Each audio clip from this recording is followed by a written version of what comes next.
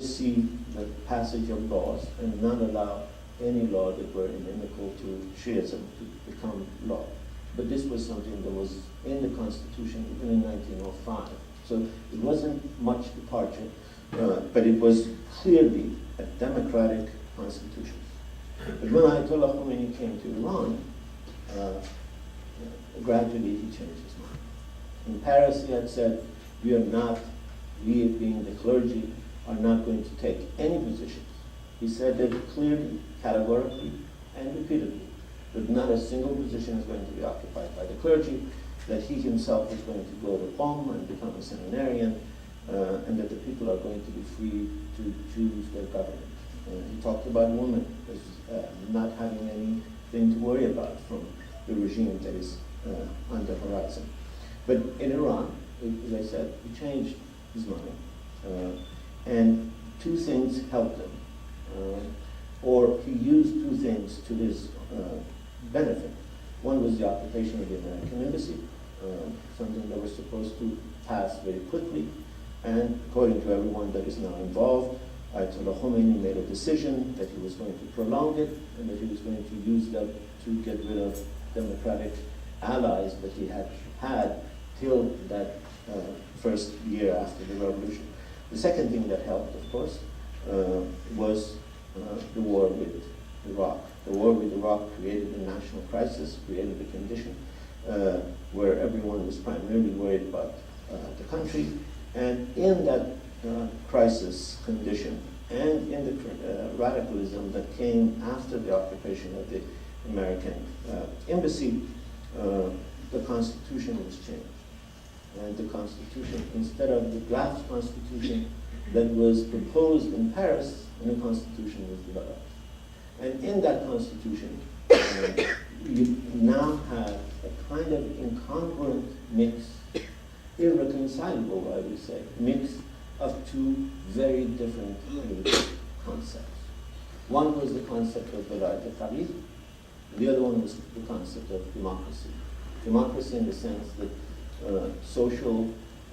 that laws, power, those who rule the country, institutions of authority, all must emanate from the vote of the people.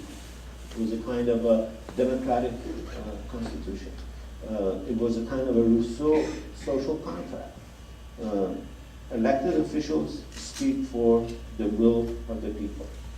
This democratic mix, or this democratic conception, was then put in next to a profoundly undemocratic concept, the concept of Velayat al-Faqih.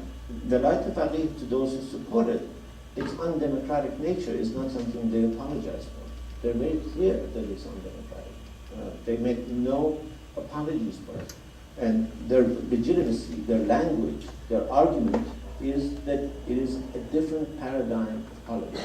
It is a different way of looking at the world. It is a different language of legitimacy. Velayat literally means the guardianship. It is not any kind of guardianship. It is the guardianship of a father or a mother to a minor. It is the guardianship of a court to someone who cannot manage their own affairs. In other words, it presumes in the concept of velayat, a guardianship relationship, a minor-major relationship. And that guardian, velayat, the vali, he, and it's always he, and it will be he so long as there is this concept, he has received this guardianship not by the vote of the people, but by some divine revelation. He speaks for, he represents the guardianship of the 12th Imam. Iranian Shiites believe that there have been 12 Imams. The 12th has gone in occultation, is in hiding, and will emerge one day soon to deliver salvation to this world and the other. Ahmadinejad, of course, believes that he will come out of a well outside Tehran. That well is now a major tourist attraction in a place called Chamkaran. But regardless of the superstitious nature of what belief in that well might be, Ayatollah Khomeini was very clear that power belongs to that 12th Imam. And legitimacy emanates from that 12th Imam. And the highest religious leader at any one time, the highest faqih, is he who has guardianship. He's very clear. He says the guardian has legitimacy even if not a single person accepts his legitimacy, because his legitimacy comes not from the popular vote. His legitimacy is divine in origin. It is mandated by God, it is indicated in Quran, and it is clearly unimpeachable. When he wrote, or he gave the talks that were then collected into a treatise called Islamic Government, which is a place in a series of articles, I mean speeches he gave in Najaf that were compiled by his students, and therein he talks about Wilayat al-Faqih. Is very clear, where he says that democracy is an inferior form of government. It allows the rule of men to supersede the rule of the divine. The language he uses, for those of you who have read, for example, Saint Augustine, is very similar to the language of Saint Augustine in his City of God. Saint Augustine, the founder of Catholicism in the City of God, and in his confession says, who would give up the divine infinite wisdom of God and replace it with the finite, fallible wisdom of humans? That almost verbatim is the argument that Abbas Milani makes in his book. And in Iran, it is this concept that is brought into the constitution. And a disproportionate share of power is given to this person. He's the commander-in-chief. He appoints the head of the judiciary. He appoints the head of the radio and television. He controls the foundations that in that early stage came to include something like 60% of the whole entire economy. These were properties confiscated from members of the ancien regime or Iranian industrialists who were on the blacklist. 52 families whose properties were confiscated. So it was a disproportionate share of power in the hands of one unelected official. And in the case of Ayatollah Khomeini, that unelected official, it must be, I think, said, did enjoy an enormous amount of popular support. Ayatollah Khomeini had an enormous popular support when he came to power, when he came to Iran. But he was not willing to make that power dependent on the continuous support or the validation of the people. They codified it into this concept. Now, this is a minority view in Shiism. The concept of Wilayat al-Faqih has been and still is today a minority view in Shiism. The majority view of Shiism is represented today in the writings of a person called Ayatollah Sistani. Ayatollah Sistani does not believe that the guardianship of the clergy extends to the political. He believes that the guardianship of the clergy essentially stays at the spiritual domain, and that for the political guardianship, you must wait for the return of the 12th Imam. That's why he refused to accept political power. That's why they are called the quietist school of Shiism. That's why they have historically been reluctant to take power. Now, the debate between these two schools, the quietist school and the activist school, for lack of a better word, or between the voluntarist school and the determinist school, if you want to sort of use the terminology from the Marxist days, a kind of a Leninist theory that says you should seize power every time you can get it, or the kind of a social democratic theory that says you must wait for the right conditions before you can make the revolution. The quietist school were the social democrats. Ayatollah Khomeini is sort of the Leninist activist. Seize power when you can and create Islamic State, and extend Velayat to the political domain.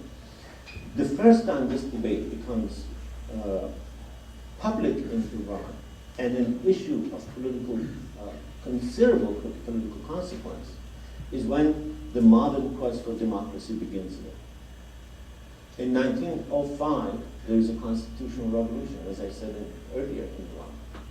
And the clergy have a very important role in mobilizing the people into participating in this debate. The clergy had become active in politics, in modern politics, in anti-colonial politics for about 40 years by then. They began in the famous tobacco strike.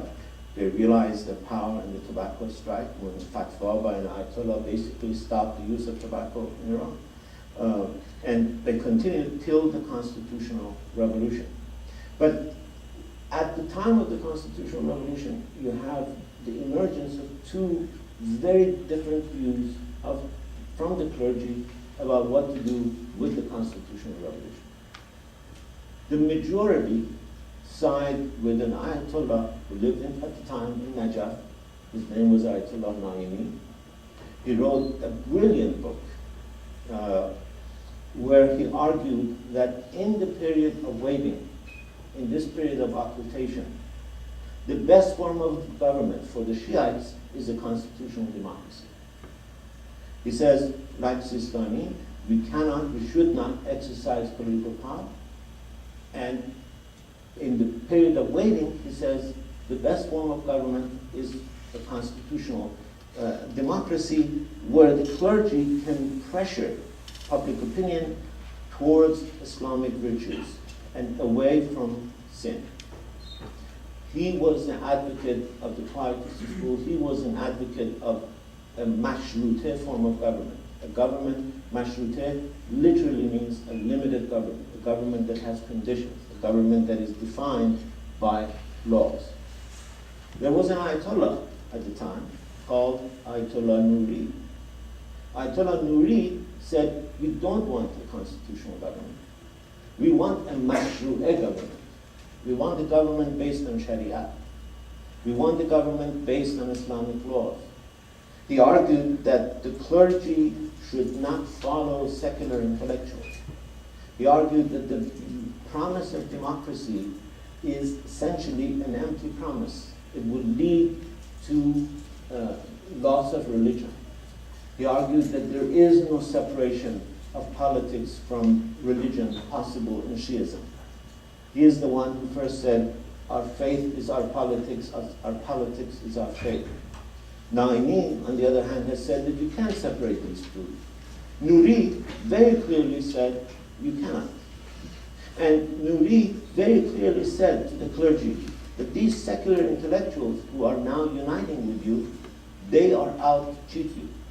They're going to use you to mobilize the people. They're going to create a constitutional government. And then the first thing they're going to do is they're going to take away people's faith. On the fatwa of Ayatollah Naimi, the most powerful Ayatollah at the time, Nuri was killed by the constitution. He was executed in Tehran. It's a famous story. His son was dancing under his father's dangling body because his son was amongst the constitutionalists. That's how divided the clergy were in 1905. That's how divided the clergy are today. You could clearly see over the last 100 years a line of political theory that began with Naimi and today finds manifestation, for example, in the writings of Zahra Mahnafar, Surush, Kadivar, Malikian in Iran, and all through this 100 years there have been people who have tried to make this argument. The names are long, but these are the two ends, from Naimi to Surush. Their argument has been that you should try for a democracy while you wait for the return of the Imam. The other line begins from Nuri and extends all the way to Ayatollah Khomeini, who said, no, we should keep creating a mashru'eh government, and we should create this mashru'eh government at any time we want, anytime we can. One of the most remarkable things about the problem and the prospects of democracy in Iran